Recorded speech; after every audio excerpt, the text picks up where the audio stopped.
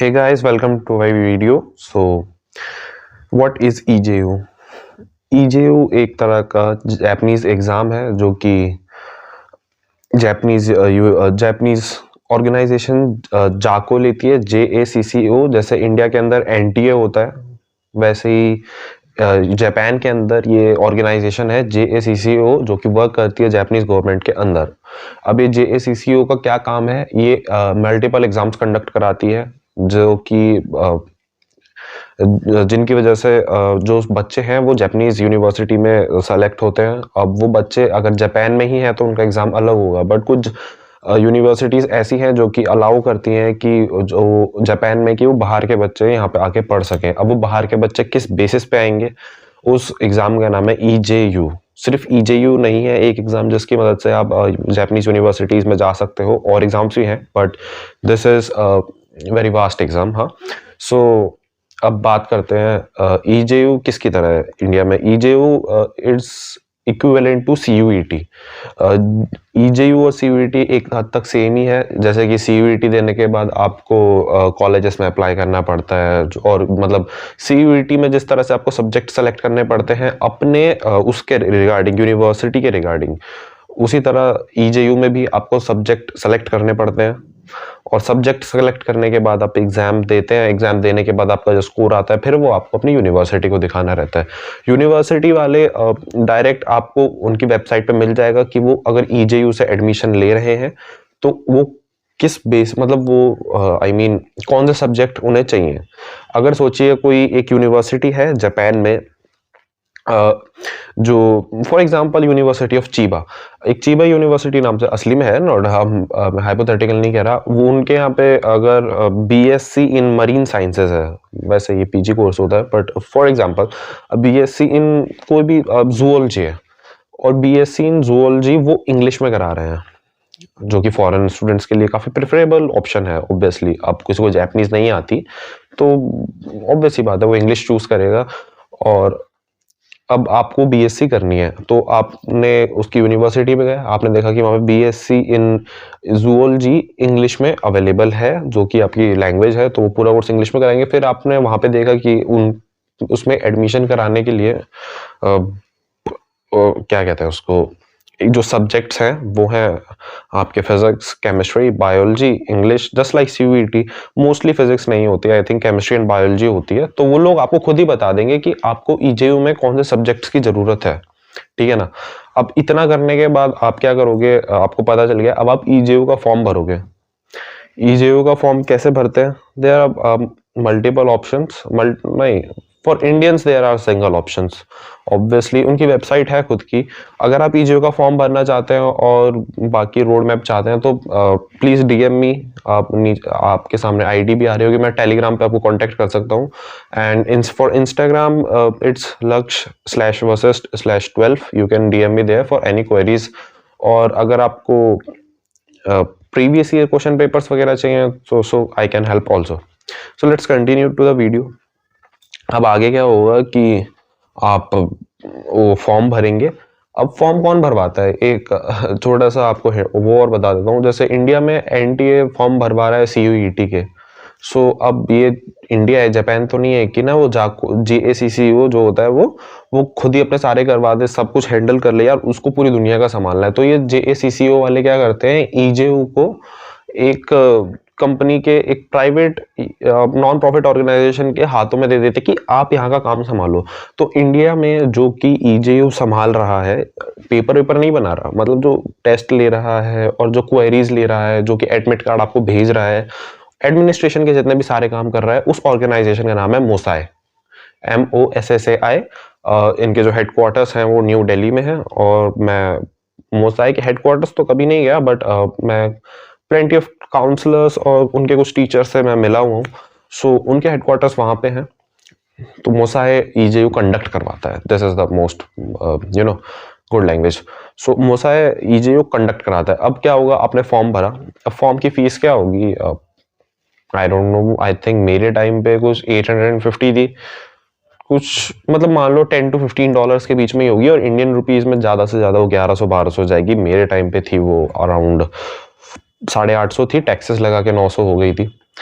सो आपने फॉर्म भरा, फॉर्म भरने के बाद आपको जो एडमिट कार्ड है वो आपके घर पे पार्सल हो जाएगा। हाँ, ऑनलाइन नहीं आता, इट्स ऑब्वियस, वो आपके घर पे पार्सल हो जाएगा। और जब वो पार्सल होगा तो उसके साथ 2-3 बुकलेट्स और होंगी, for example how to prepare and all of this booklets भी होंगी। और इसका जो सेंटर पड़ेगा वो न्यू दिल्ली में ही पड़ेगा। I think all over India अभी तक न्यू दिल्ली में ही सिर्फ इसका एग्जाम होता है। इसका रीजन क्या है कि सिर्फ न्यू दिल्ली में होता है? बिकॉज जब मैंने एग्जाम दिया था आज से कुछ साल पहले तो बच्चे बहुत कम थे यार। आई मीन मैंने एग्जाम दिया था साइंस में, साइंस मैंने दिया था, फिजिक्स सॉरी सिर्फ केमिस्ट्री एंड बायोलॉजी, फिजिक्स में नहीं था। अगर कोई बायोलॉजी का बच्चा है तो उसको मेनली जो यूनिवर्सिटीज जो बोलती हैं कि केमिस्ट्री एंड बायो में दे दो, मैंने वही दिया था। और उसमें आई गेस बच्चे थे 20, ठीक है 25 बोल लो। तो सोचो ऑल ओवर इंडिया द जब 1.2 बिलियन पॉपुलेशन है और उसमें से मतलब 20 लाख 30 लाख बच्चे ऐसे हैं जो 12th में हैं, उसमें से जापान जाने के लिए उत्साहित सिर्फ 20-30 हैं, वो भी साइंस उसमें। तो अब 20-30 बच्चों के लिए मल्टीपल तो कंडक्ट ऑब्वियसली नहीं करा सकता। तो पूरी इंडिया में न्यू दिल्ली में ही ये सिर्फ कंडक्ट होता है।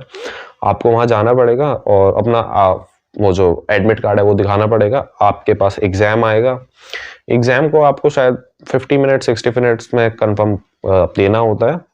और उसके बाद आप अपना एग्जाम अपने इन्विजिलेटर को हैंड ओवर कर दीजिए। उसके बाद वो चेक होगा, रिजल्ट ऑनलाइन आ जाएगा, just like CVT. Result online आने के बाद आपका अगला काम है आपको अपनी यूनिवर्सिटी सेलेक्ट करनी है और उन लोगों को आगे एडमिशन प्रोसेस आपको स्टार्ट करना है। इस वीडियो में मैं सिर्फ ईजीयू के बारे में बता रहा हूँ, इसीलिए मैं यूनिवर्सिटीज में कैसे जाके अप्लाई करना है वो सब मैं नहीं बताऊंगा इस वीडियो में। आई मीन मैं आगे बताऊंगा दूसरी वीडियो में, बट इस वीडियो में वो वाली सेक्शन में नहीं बता रहा हूँ। इतना तो हो गया ओवरव्यू की ईजीयू में क्या क्या आपके साथ होने वाला है। अब मेन बात आती है कि इतना तो आपको यार खुद भी समझ आ गया होगा जब आप ये सोचने जा रहे हो कि मैं ईजेयू देने जा रहा हूँ, क्योंकि इट्स ऑब्वियस कि जब आप ईजेयू देने जाओगे तो यार वो एग्जाम देने जाओगे तो तैयारी करोगे, ऑब्वियसली आप अपना खुद का सिलेबस कंप्लीट करोगे, इंडियन जो सिलेबस है, तो इट्स ऑब्वियस। अब मेन बात है कि क्वेश्चंस किस तरह के आते हैं। मैं जो पर्सनल टिप्स अगर आपको चाहिए हो तो, अगर आप एक साइंस स्टूडेंट हो सॉरी, जो कि पीसीबी या पीसीएम ले रखा है, तो उनके लिए मैं ये कहना चाहूंगा कि देखो, अगर आपका जो केमिस्ट्री और बायोलॉजी में ना ये सीन रहता है कि देखो बायो जो आएगी ना वो एकदम एनसीईआरटी लेवल ही आएगी, उसमें बिल्कुल ऊपर नहीं जाता। आपको ये लग रहा हो कि जापानीज एग्जाम है तो वो क्वेश्चंस का लेवल जो को जापान की तरह से पूछेंगे, कई हद तक ठीक है, बट लेकिन यार जापान में भी स्टमक को स्टमक ही कहते हैं, कुछ चीजें नहीं बदल जाती। सो मुझे जितना क्वेश्चन याद आ रहा है, लास्ट टाइम डाइजेस्टिव सिस्टम से एक क्वेश्चन आया था जो कि उसका लेवल सेम नीट वाला था। उसने बस स्टमक के पार्ट्स पूछे थे, आई थिंक पाइलोरिक लास्ट वाला पार्ट, फिर कार्डियक, फिर बॉडी, वो सारी चीजें पूछी थी जो स्टमक के जे शेप पार्ट होता है ना, वो सीक्वेंस वाइज लगाने को पूछे थे। एनाटॉमी में उन्होंने पैरेनकाइमा, वो सॉरी फ्लावरिंग प्लांट्स वाली एनाटॉमी में उन लोगों ने पैरेनकाइमा वगैरह स्क्लेरेनकाइमा इनमें अंतर पूछा था। और वाटर ट्रांसपोर्ट का एक क्वेश्चन आया था। सो बेसिकली बायो में मैं इतना कहना चाहूंगा, अगर आपने एनसीईआरटी के कॉन्सेप्ट्स एकदम क्लियरली पढ़े हैं, जस्ट लाइक फॉर नीट के लिए पढ़ते हैं, और आपने एनसीईआरटी बहुत अच्छे से पढ़ी है और आपके जो कॉन्सेप्ट्स हैं वो क्लियर है, I am not talking about कि आपको डीप में घुसना है। अब मैं जैसे डीप में बताता हूँ आपको क्वेश्चन के एग्जाम्पल्स। हाँ, जो एंटी जैसे ह्यूमन हेल्थ एंड डिजीजेस में है, अब ह्यूमन हेल्थ एंड डिजीजेस में आपको जो मलेरिया का एकदम डीप दे रखा है, बट लेकिन डेंगू का एकदम डीप नहीं दे रखा। आई थिंक डेंगू जिस वेक्टर से होता है, एडीज इजिप्शियाई, जो उस वेक्टर का जो मॉस्किटो का नाम है, जो क्यूलेक्स फैमिली से होता है, वो उतना नहीं दे रखा। उसकी जगह मलेरिया का दे रखा है, प्लाज्मोडियम फैल्सिफेरम और प्लाज्मोडियम वाइवेक्स, जो कि एडीज मॉस्किटो से फैलता है, वो दे रखा है। तो मेरे कहने का मतलब ये है कि ऐसा नहीं है कि जैसे डेंगू का जो वेक्टर है वो और जो मच्छर है वो आपको नहीं पता होना चाहिए, बट एनसीईआरटी में नहीं दे रखा तो यू कैन लीव। ऊपर ऊपर से आप पूरी एनसीईआरटी अच्छे से पढ़ सकते हो, उतने में ही आपकी बायो हो जाएगी एनसीईआरटी से ही। अब बात आती है केमिस्ट्री की। यार केमिस्ट्री में एक बात ध्यान रखना, एनसीईआरटी तो देखो सबको पढ़नी है, और जिसने 12th क्लियर कर रखी है ईजेयू भी वही दे सकता है, तो वही पढ़ेगा ऑब्वियसली, ठीक है। तो जो क्या कहते हैं, केमिस्ट्री की एनसीईआरटी है उसमें जो बॉक्सेस होते हैं ना, जैसे डू यू नो वाले हो गए, एक्स्ट्रा अमाउंट वाले हो गए, जो एडिशनल इन्फॉर्मेशन दे रखी है उन्हें ढंग से पढ़ के जाना। सेकंड आपका ये, जहां पे भी ऑर्गेनिक केमिस्ट्री में प्रैक्टिकल वैल्यूज आए ना, जैसे बेंजीन का आपने रिएक्शंस पढ़ ली कि यार बेंजीन की ये रिएक्शन होती है, एरोमेटिक की ये रिएक्शंस होती हैं, ठीक है ना। अल्कोहल, फिनॉल, ईथर आपने पढ़ लिया कि फिनॉल्स की रिएक्शंस ये होती हैं। आपने पॉलीमर चैप्टर पढ़ लिया कि रिएक्शंस आपने ओवरऑल सारी पढ़नी, और पढ़नी भी चाहिए। क्यों? क्योंकि बोर्ड्स जब हम देते हैं, सीयूईटी जब देते हैं, इवन तो जेईई और नीट भी, एनडीए के एग्जाम्स भी, ये जितने भी हम 12th के बाद एग्जाम्स देते हैं उसमें मेनली रिएक्शंस ही पूछी जाती हैं, प्रिंसिपल्स पूछे जाते हैं कि इसका नाम इस रिएक्शन का नाम बताओ, ये कौन से इसमें इलेक्ट्रॉन आ जा रहे हैं, मतलब डीपली पूछा जाता है। एंड टू बी ट्रू, कोई गलत नहीं है इन सब चीज में। बट जापानीज एग्जाम, जापान में शायद एक कॉन्सेप्ट अलग है कि वो लोग इन चीजों से ज्यादा वो ध्यान देंगे आपकी प्रैक्टिकल लेसन क्या है।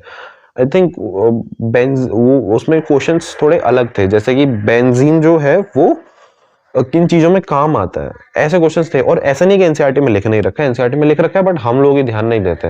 वहां पे स्क्वायर बॉक्सेस होंगे, स्क्वायर बॉक्सेस के अंदर बहुत सारी ऐसी चीजें होंगी प्रैक्टिकल लाइफ से, industrial uses, melting point, boiling point, ये पढ़ के जाना। बिकॉज अभी याद आया क्वेश्चन, मेल्टिंग पॉइंट पे और बॉइलिंग पॉइंट पे थोड़े बहुत क्वेश्चंस थे, वो भी ऑर्गेनिक से और इनऑर्गेनिक से, कुछ मेटल्स जिनका यूजेस हम नॉर्मली नहीं पढ़ते हैं। हम बस यही पढ़ने में लग जाते हैं कि साइज नीचे जाएगा तो क्या होगा, ऊपर जाएगा तो लेफ्ट टू राइट। पढ़ना चाहिए ऑब्वियसली, ये तो बेसिक चीजें हैं, बट मैं इतना कहना चाह रहा हूँ कि आप जब ईजेयू जब आप देने जाएं तो प्लीज वो प्रैक्टिकल यूजेस ना भूलें। पता चले प्रैक्टिकल यूज भूल गए तो वो लोग भी कहेंगे जब तुम्हें यही नहीं पता कि इसका रियल रीजन पढ़ने का क्या है, तो तुम ये सब भी पढ़ के क्या करोगे। केमिस्ट्री में प्रैक्टिकल लेसन्स, इंडस्ट्रियल यूजेस बहुत आएंगे केमिस्ट्री के, जो एट द ग्लैंस वाली चीजें कोने कोने में, वो पढ़ के साथ में चले जाना।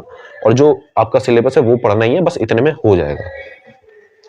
बात रही फिजिक्स की, फिजिक्स में मैं आपको इतना बता सकता हूँ कि आप यार सैंपल पेपर ले लेना, बिकॉज मेरे टाइम पे मैं प्योर बायोलॉजी स्टूडेंट था और साथ में केमिस्ट्री आई थी, उसमें भी ऑर्गेनिक केमिस्ट्री ज्यादा थी बिकॉज ऑफ माय कोर्स, तो जो मैंने सेलेक्ट करना चाह रहा था। तो उसके हिसाब से आप प्लीज फिजिक्स का ना एक बार सैंपल पेपर देख लें, सैंपल पेपर और प्रीवियस ईयर देख लें। ईजेओ के प्रीवियस ईयर शायद 2007-8 से अवेलेबल हैं, मेरे पास भी हैं। अगर आपको डायरेक्ट मेरे से चाहिए तो आप मेरे को इंस्टाग्राम पे डीएम कर सकते हैं, ऊपर आईडी दिख रही होगी, ठीक है ना, और देख लें। और बात आती है और कौन कौन से सब्जेक्ट्स होते हैं, उसमें सब्जेक्ट्स होते हैं शायद जापान एंड द वर्ल्ड, जहाँ पे जापान की थोड़ी बहुत ज्योग्राफी, थोड़ी बहुत पॉलिटिक्स, तो ये सब पूछा जाएगा। आई डोंट नो, बिकॉज मैंने जापान एंड द वर्ल्ड नहीं दिया था कि मेरे टाइम पे मेरी यूनिवर्सिटी मेरे से जापान एंड द वर्ल्ड वाला section they are not seeking from मी।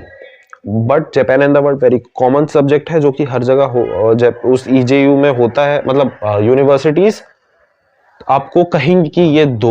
मेरे टाइम पे जरूरी नहीं था, तो जापान एंड द वर्ल्ड का भी प्रीवियस ईयर के क्वेश्चंस देख लें, उसका सिलेबस वेबसाइट पे जाके देख लें कि क्या क्या आता है। मैथमेटिक्स 2 पार्ट में डिवाइड होती है। जैसे एक बार याद है 10th क्लास में बोर्ड्स में हुआ था, इन लोगों ने मैथ्स को डिवाइड कर दिया था, अभी भी हो रहा नहीं हो रहा, आई डोंट नो। ईजेओ में मैथ्स 2 पार्ट्स में डिवाइड होती है कि मतलब सब्जेक्ट्स में, कि मैथ 1 मैथ 2। मैथ 1 शायद आसान होती है और मैथ 2 बहुत ज्यादा हार्ड होती है। मैथ 2 उन लोगों के लिए होती है जो कि वो कोर्सेज हायर करना चाहते हैं, जो जो सीख कर रहे हैं, वो उनमें मैथ का बहुत ज्यादा इस्तेमाल हो। और मैथ 1 उनके लिए जिसमें इतना ना हो, नॉर्मल सी मैथ हो, ज्यादा जरूरत ना हो मैथ वो। और फिर जापानीज का तो आपको पता ही है, जापानीज लैंग्वेज का एग्जाम होता है, वो उनके लिए होता है जो कि वो कोर्सेज सीख कर रहे हैं, जो कि जापान में जापानीज लैंग्वेज में पढ़ाई जाएंगे। अब आप बीएससी इन साइंस, मतलब बीएससी इन फिजिक्स भी लोगे या के बायोलॉजी भी लोगे, बट लेकिन जापानीज लैंग्वेज में लोगे, आपको जापानीज लैंग्वेज ही नहीं आती तो कैसे पढ़ लोगे ना। और आपको कितनी जापानीज लैंग्वेज आती है, इसलिए भी वो Japan and the world and Japanese language का भी एग्जाम ईजेयू के अंदर ही कंडक्ट कराया जाता है। सो ये ईजेयू के बारे में था कि ईजेयू में किस तरीके से आपको पढ़ना चाहिए और एनसीईआरटी को किस तरीके से पढ़ना चाहिए, एंड फिजिक्स, केमिस्ट्री, बायो, ये सब भी हो गया है। आपको मैंने फॉर्म का बता दिया, फॉर्म का कैसे होता है। अब एकदम डिटेल में आपको जानना हो और पर्सनल 1-to-1 गाइडेंस चाहिए हो तो मेरा इंस्टाग्राम और टेलीग्राम पे आप कांटेक्ट कर सकते हैं।